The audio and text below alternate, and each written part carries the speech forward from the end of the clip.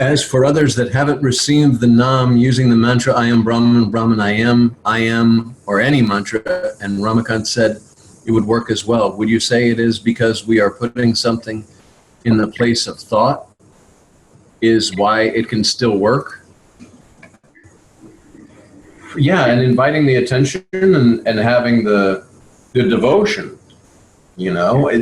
Even before I went to India, I looked up on some tapes and things to try and get a mantra. I personally didn't do the I am Brahman, Brahman I am, but I found this, I don't even know how it came into my existence, but I was repeating the Mahavakyas, basically. And every night I would repeat these different Mahavakyas. And one of them was, Soham Hamsaha Soham Asmi. And that is like, I am all and all, or something like that. So before I took mantra from Maharaj, I was walking around DC and doing my job and all this kind of stuff. And I was like, Soham Hamsaha Soham Asmi, Soham Hamsaha Soham Asmi. And it was running, and I was breathing in and breathing out. And I just began doing that. I even remember I was talking, before I was given mantra, I was outside having lunch with some of the guys in the ashram. And I told them that, you know, I had been using this mantra, even on the plane. And when I was coming to Maharaj and, you know, all the new experiences and all that. And that was keeping my mind busy and inviting the attention of the invisible listener that, yes, you know, I want to know myself. And I was seeing already these passing things. Now, once mantra was taken, it was very profound, because then I knew that selfless self, that sense of presence that I had felt, that I knew directed me to come to it in the form of Maharaj and absolutely surrender. And there was just a knowing and a willingness that when Maharaj put his hand on my head and whispered the mantra in my ear, and I was standing in front of the picture, I was sitting in front of the picture of Nisargadatta Maharaj, the big picture in the ashram. And it just was, you know, that's where I remain to this day, basically, in that chair in the ashram. Because the second that was spoken, like Nisargadatta Maharaj speaks about the mantra, the name that was given by the parents is the name of this body form. This I am not.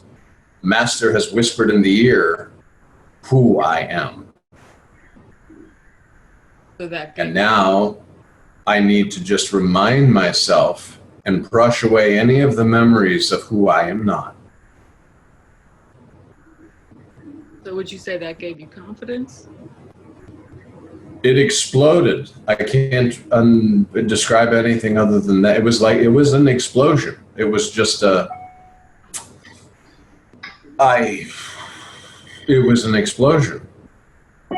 And I, Maharaj said to watch my nose and breathe in and breathe out. And he walked around in a circle, and my gaze was fixed on my nose and Nisargadatta Maharaj's eyes, and it was just back and forth and back and forth, and then that was it. And after, there was another couple of people who took mantra that day, and right away, as soon as I left the actual ashram, the building, I went right back to my room and was doing mantra. And that was the incredible thing, because I told you before that mantra, and all of a sudden I just walked. I got up out of my room and just walked and went and got a haircut, went and got a shave, took my beads off, came back, did the afternoon bhajan, and then the next thing I know, I'm mantra and I'm walking all over India.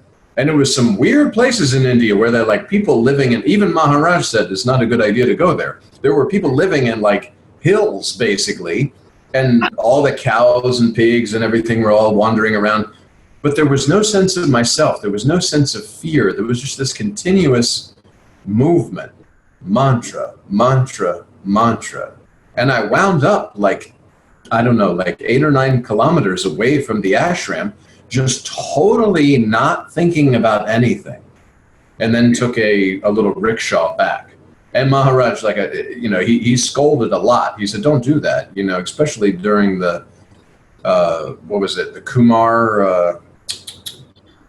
I forget what it was. Some huge event where there were like 1 million people in the Nashik city. Kumar, I forget. I actually originally had thought that when we were flying there, that I was going to be part of that whole Kumar thing, because it was powerful. It was like, it only happens like every 10 years in Nashik. And this was like a time where I was coming to take mantra and be with Maharaj, and it was like this spiritual, on the spiritual calendar, it couldn't have been any more perfect. The Kumar, I can't remember what it is. Yeah, John, it's called Kumbh Mela. Kumbh Mela, yes, there you go. And there were like 1 million people in the place. Yeah. But the thing was, Maharaj was like, listen, that's not for you. You're welcome to go and wander and do these things with these people, but that's not for you. This is, these are the people who are still in the illusion, not being mean but just saying, when we were driving in the rickshaw even, he's like, oh, the Kumbh Mela people and this and that, and because they're so fixated in the ideas. And he made it very clear, that's not with us. But I didn't know that.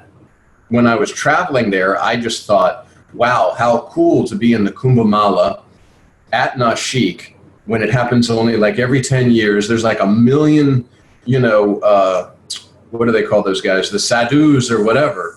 And at that exact moment, I'm being given the guru mantra. It was just mind-blowing, actually.